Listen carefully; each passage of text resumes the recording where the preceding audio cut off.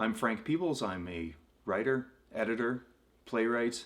I've had a chance to look over a lot of material in my time, and I've even worked with Stan on some past projects. But I didn't know him when he wrote this book. And I wish I could have gone back in time and been part of it, because what a project this turned out to be. This is such an unusual, a unique version of autobiography, and I'd love to have been part of it. I think one of the best parts about this book is how Stan writes about himself, but puts himself out of the picture at times.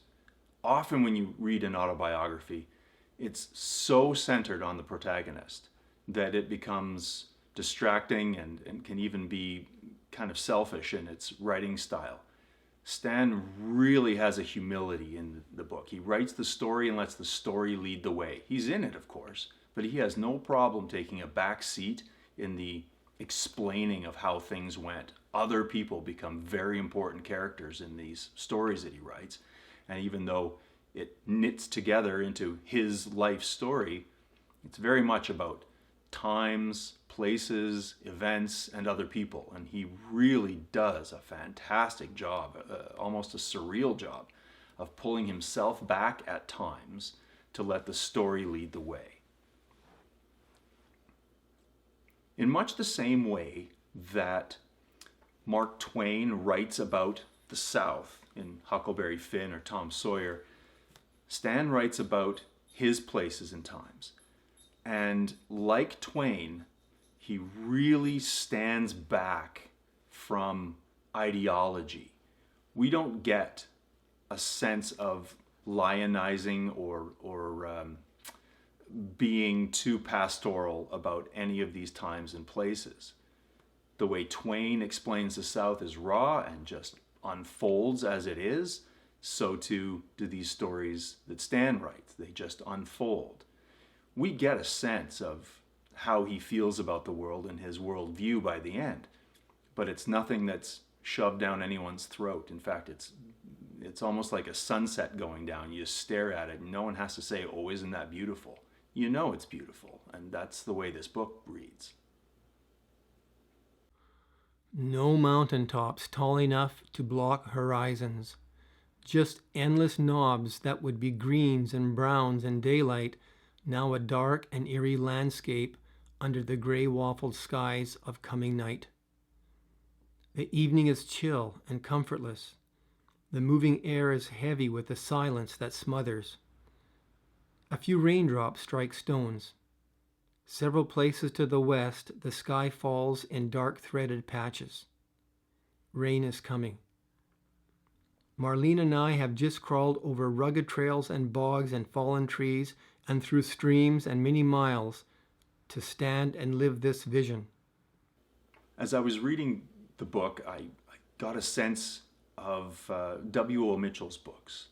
W.O. Mitchell wrote a lot about place, and you were fixated on that place, almost like a character in the story in his works. Stan does that really very much too, but the difference is there's action, there's activity. We keep moving, and whereas W.O. Mitchell tends to center us in a specific spot and move in small circles, Stan moves us around all over the place. He has such a diverse life, and we get to go along for that ride. Whereas W.O. Mitchell is like sitting on a train and looking out the window and watching life go by. This is more of like a stunt plane ride where we're flying around all over the place, seeing this, seeing that. It's quite remarkable in that sense that, yes, we get a real sense of place, but we also feel action and feel movement, and that keeps us turning the page. I want to talk for a minute about the size of the book. It's a ponderous tome, as we would say in literary circles, but it doesn't plod. And I was worried about that when I first saw it, took a look at it.